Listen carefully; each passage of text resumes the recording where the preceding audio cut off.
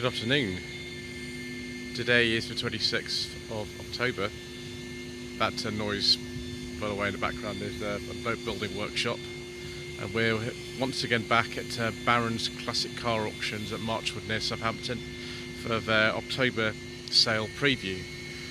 I will try to go through the cars that are being auctioned in order of lot number. The first lot is 107. There are some motorbikes before that, but this is the motorbike channel. And we'll just take a look. So this is a 1999 Jaguar XJ8, known as the X308 model. And it's no reserve on this particular one. Very tempting. However, we've kind of seen we've got sort of rusty front wings.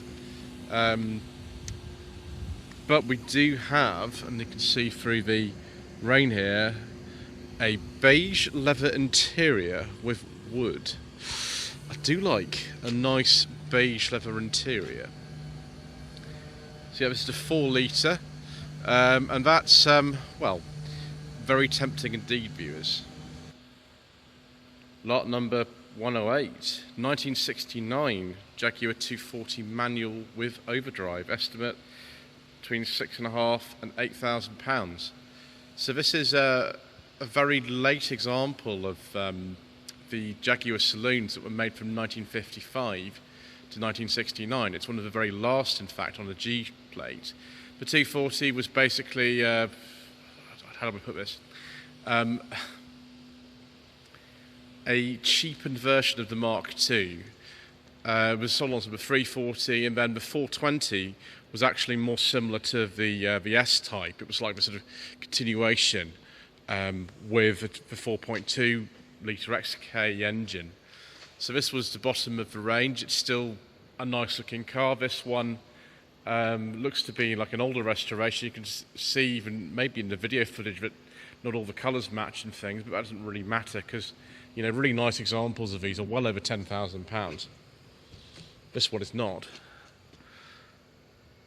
Solid wood dash. I know we've got some sort of cost cutting over the Mark II with this one, but it still looks really nice. Obviously, if you had a model with some wire wheels and things, it would look even nicer, but, well, there we go. Now, this is lot number 109. It's listed as a Fiat, but it's actually a Bertone X19, because this is when Fiat had stopped marketing these under their own name. And this happened around 1985. This is an 18.8, so it's a very late one. It's not a grand finale, which was the very last version, but it's still pretty late.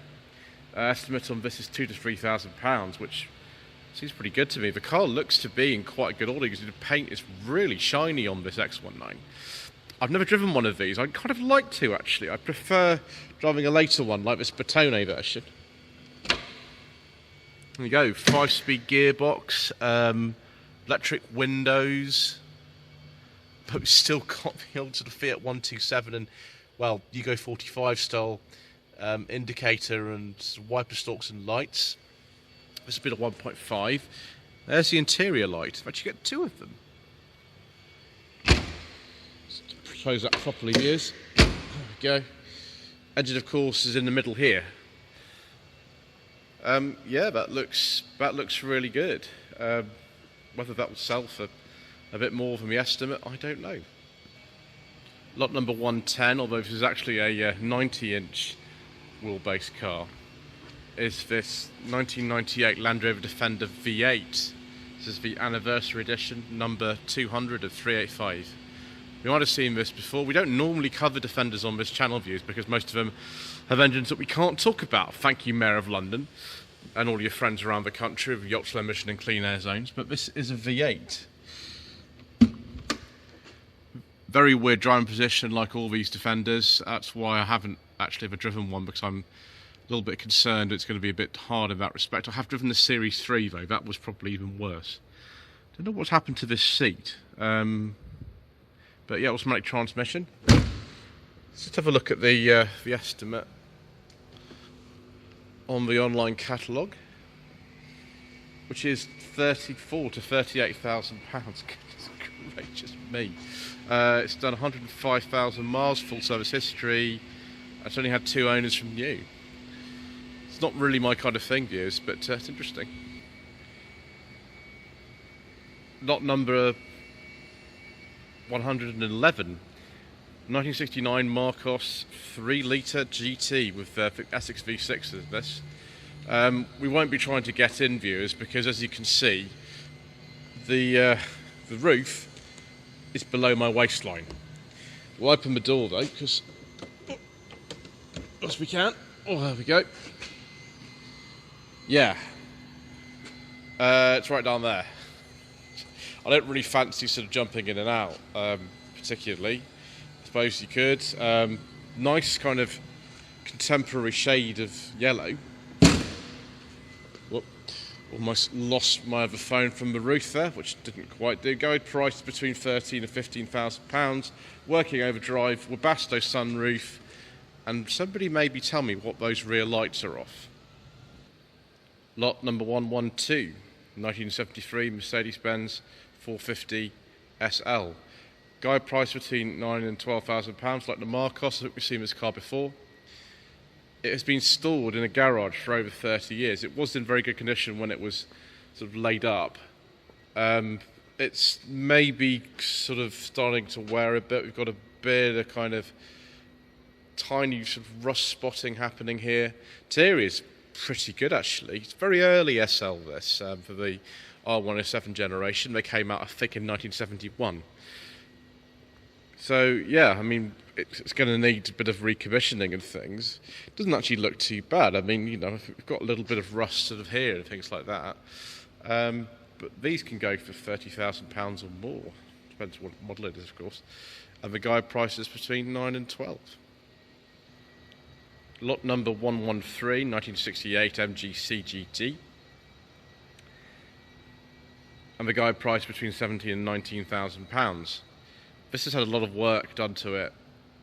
Complete restoration since 2016. Invoices totaling about £25,000. So I just want to put my other phone on the roof here. It's not going to fall. So rather nice actually.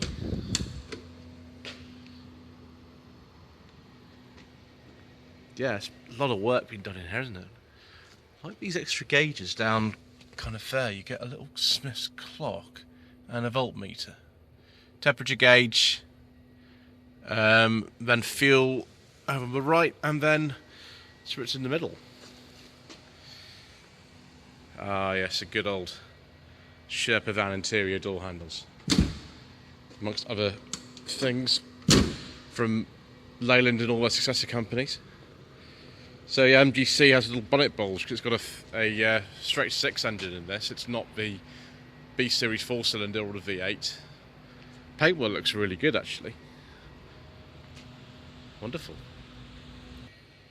Lot number 114, 1988 Porsche 911 Carrera Cabrio Sport.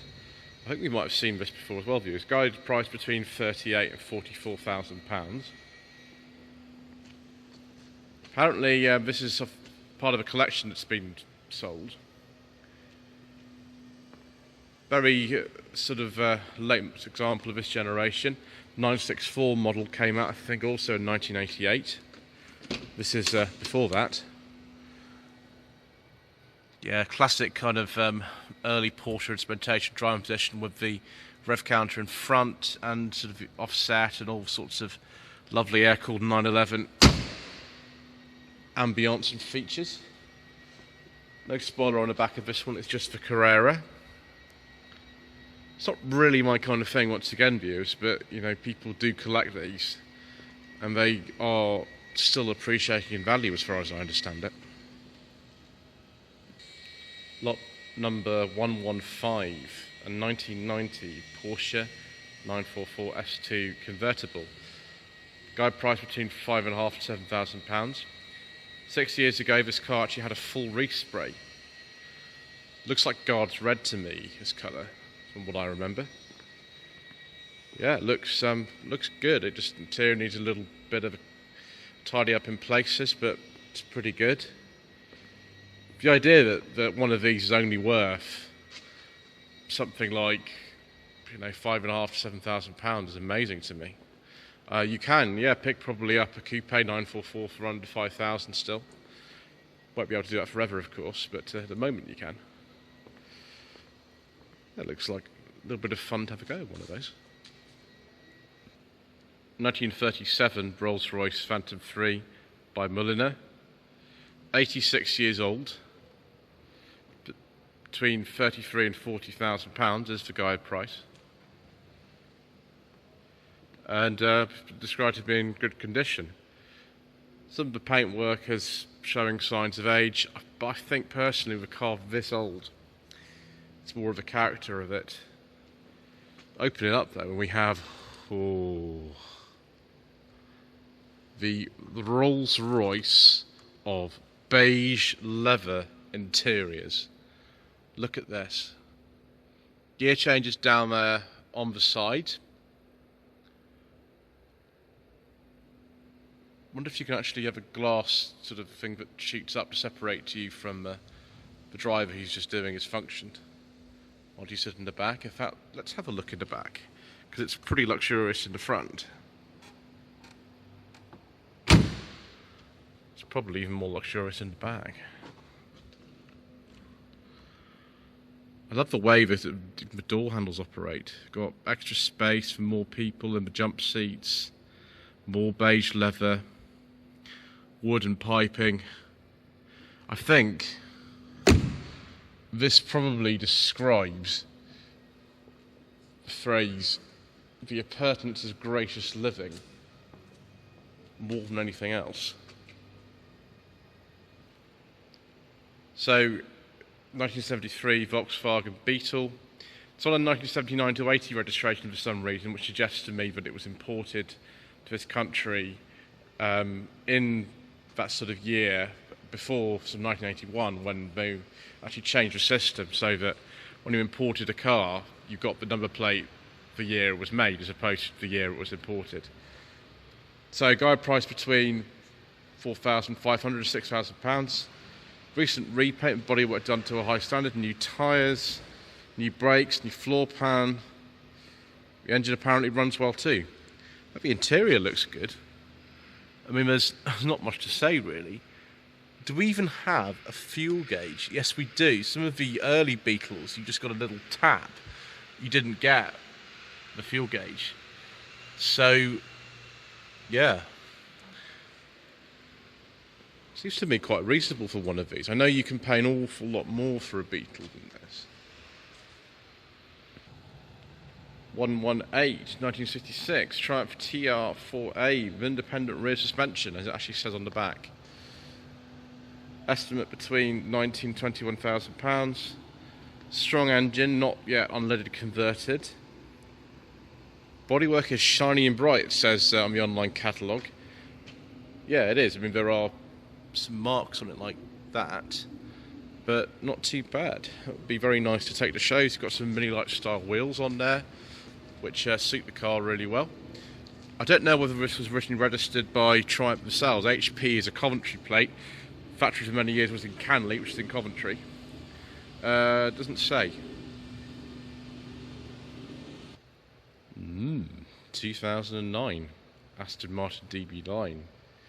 Lot number 119. Estimate between £38,000 and £42,000. It's got the sports pack.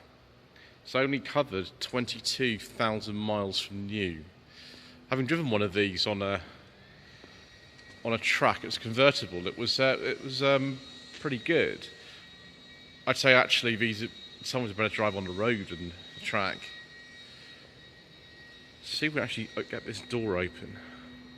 See if we can bask in the magnificence. Some Aston Martin craftsmanship. Oh wow. So we've got right-hand handbrake. Probably got the Volvo sat-nav. Not that it matters really. Electric seats. And the push-button gear change on the dashboard there. Oh, you can smell some leather as well. That's it's rather nice. You know, I prefer a beige leather interior, but that'll do nicely, won't it? Lot number 120, 1954 Morris Minor Traveller. It's had some modifications, this one. For example, it's got the 1100cc engine from the 62 onwards miners, and we can see if we open up the door.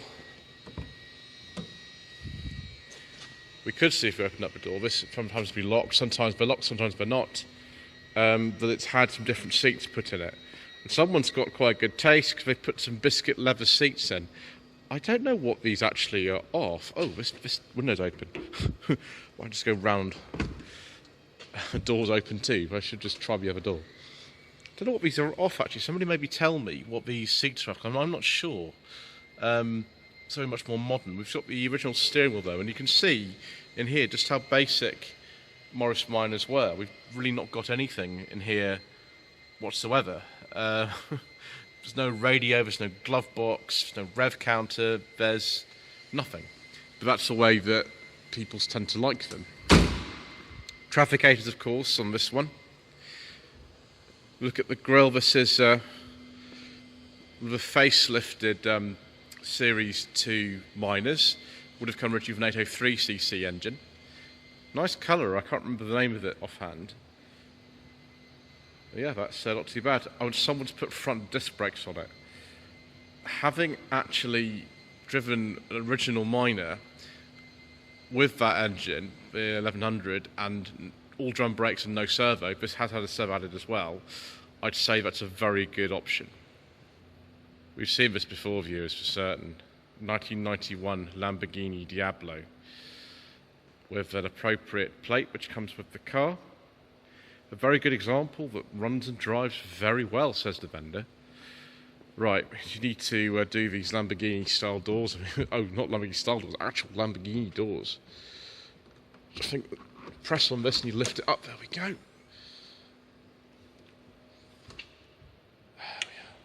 Stay. Right, I'm going to have to hold this. Look at that. There we go. Got the Morris Marine Austin Allegro indicator stalk in there. We've got this interesting climate control system in there too.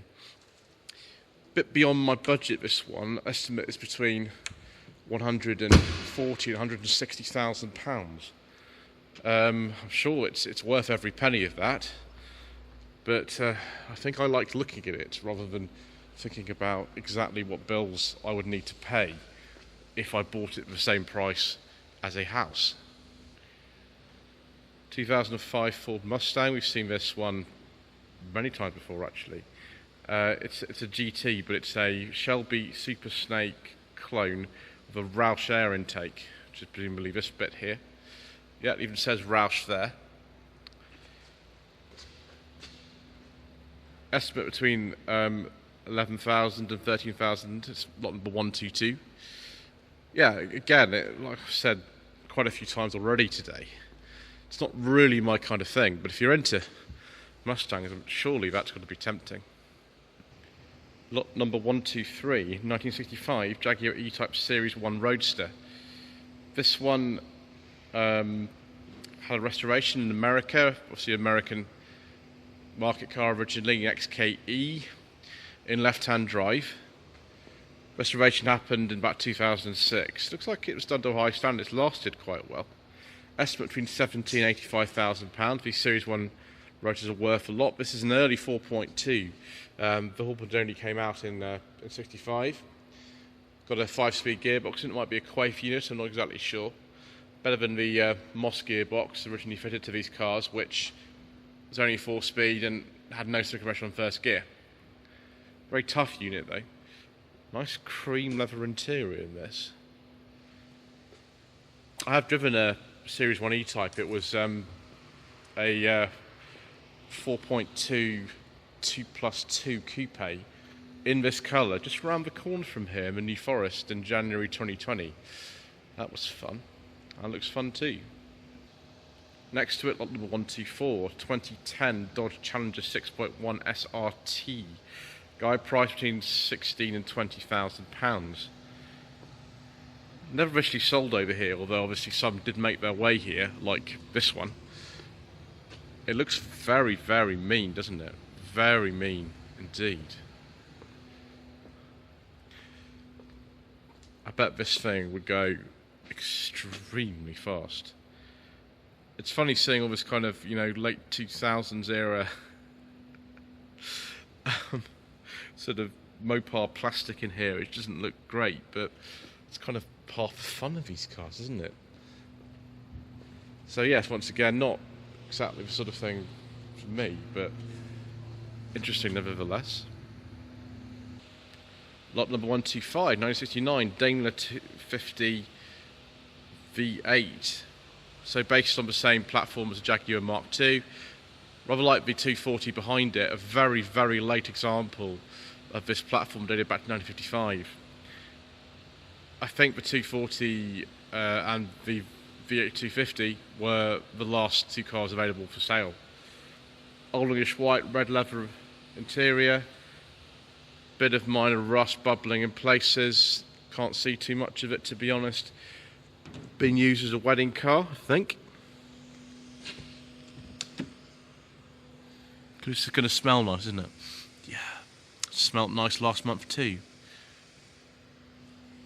Look at all those switches on the dash. It's a much more luxurious car this than the 240 behind it. They're fundamentally the same, but this has just got a few more extra features than that Daimler V8 engine, originally called the V8 2.5 litre. Later cars like this one were called V8 250.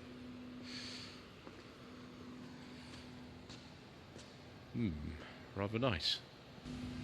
What is this still doing here? 2000 BMW 728i, complete with a beige leather interior. Sadly, I can't go and have a look inside beige leather interior to go through the window, but we've got things like the car phone. There's the aerial to the car phone. There is the old Nokia car phone. I'm sure many of you remember those back in the day. Woods, and a guide price of only £1,500 to £2,500. Why have none of you bought this? Because it means I'm very tempted to pick it up myself. 1963 MGB Roadster, lot number 127. Guide price between £4,000 and £6,000. I drove one of these earlier this year for Sensible Second-Hand Classics. Obviously, the budget is about £5,000, so here is one. Now, the number plate is a 63, but the shell is absolutely from the 70s. It says in the description, restoration, basically with a reshell. Got fuel pump replaced, brake master cylinder, slave cylinders, clutch master cylinder, starter motor, driven 70 miles to the auction. So yeah, kind of early 70s, but with sort of 63 plate. Maybe the engine was out of that original car as well. Funnily enough, that's a local plate to this area. It was sort of used in Southampton and Salisbury and other sort of surrounding places. Not a purist car, it says here, but yeah, definitely one of these ones you take to shows and most people wouldn't even know the difference. So 1996 Porsche 911 Targa Tiptronic S. Guide price between £48,000 and £55,000. Apparently drives without fault.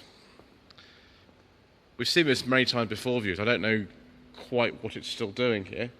I do like the 993 generation 911 very, very much. I think this is a really nice looking car. They've even left the door open for me so we can take another look at the interior, because why not?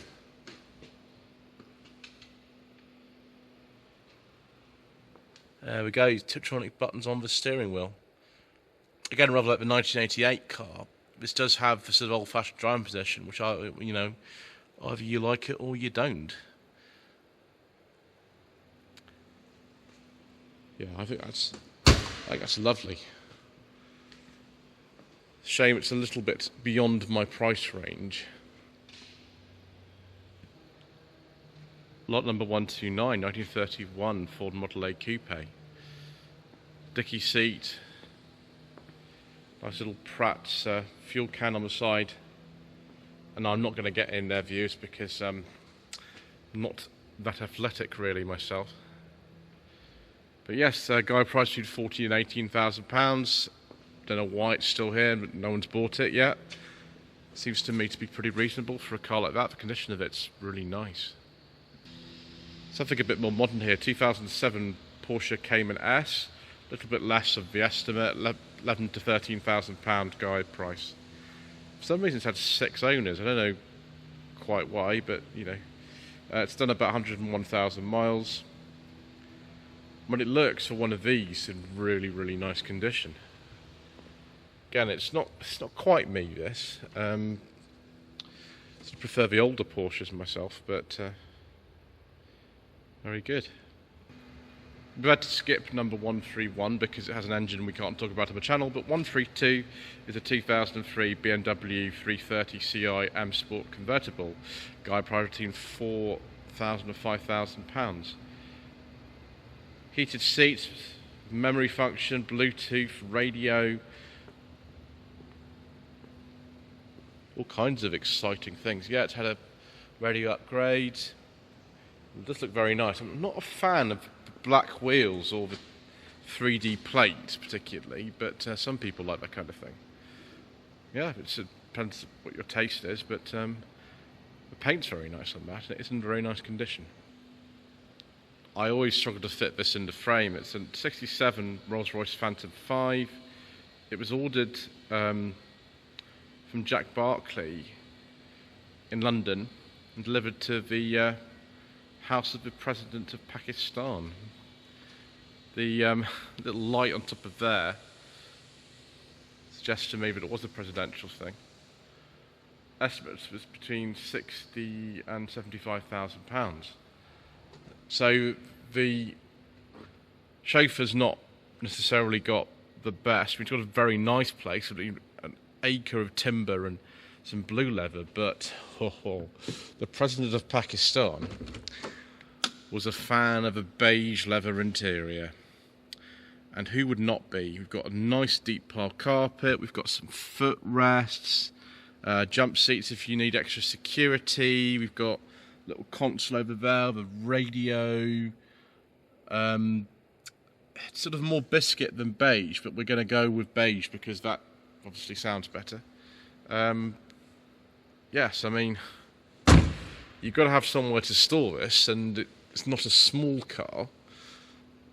That might be why so far it's been here for a few months and it's not actually sold yet, but I mean, that's rather agreeable, isn't it? No plates, of course, because the head of state doesn't need them, do they? Lot number 134, 2001 Aston Martin DB7 Vantage. Very nice, viewers. Very agreeable colour combination with this sort of light green and just a cream interior with piping. Estimate between 19,000 and 22,000 pounds.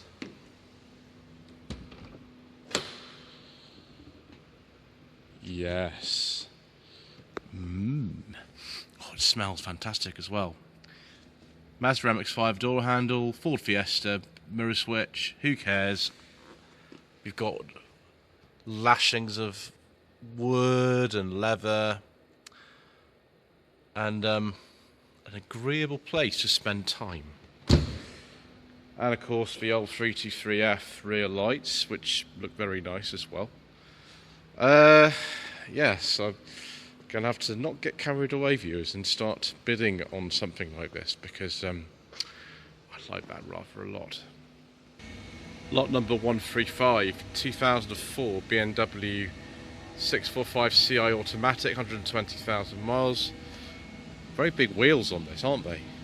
Estimate between £3,500 and £4,500. I'd say if you're after one of these, that seems quite reasonable to me. It's got the crisp bangle styling and the iDrive and things like that. I'm not sure about those headlamps. I'd have to, maybe if it were me, have some standard ones, but there we go. Next to it, lot number 136, 1994 Subaru Brat 284 four-wheel drive pickup. This must have been about the last year for these. They were introduced in the late 1970s. In this country, you didn't need to put the seats in the back for, tax regulations, so it doesn't have any. Estimate on this is between £6,500 and £7,500. Obviously they are desirable classics now, these. What if it's open? Nope. Oh, that's a four-wheel drive leader. Yes, I can't say I know too much about these, but it does look very special. Unusual thing here, 2001 Toyota Grand Hiace, imported from Japan in 2016. Been in the family for about 6 years, according to this information here. Estimate between £4,500 and £5,500. Typical kind of late 90s, early 2000s Japanese interior. Loads and loads of space. Very popular type of car in Japan to this day, really. Loads and loads and loads of random stickers on the back, because that's the way we like them. Yeah, it's different, isn't it? Lot number 138, 2000 Saab 9.3 SE, original generation of 9.3 turbo convertible. Estimate between £2,500 and £3,500. Similar to the one that I did on No Budget Reviews last year. This is the hot version, high output turbo, 200 horsepower. It's got the automatic gearbox. Yeah, it looks really rather nice. I don't think that's going to go down in value particularly anytime soon. 2 aerials. It's got a mobile phone system in there somewhere. Yeah, that's pretty good. I prefer the 3-door hatch myself, but it'll do nicely, won't it?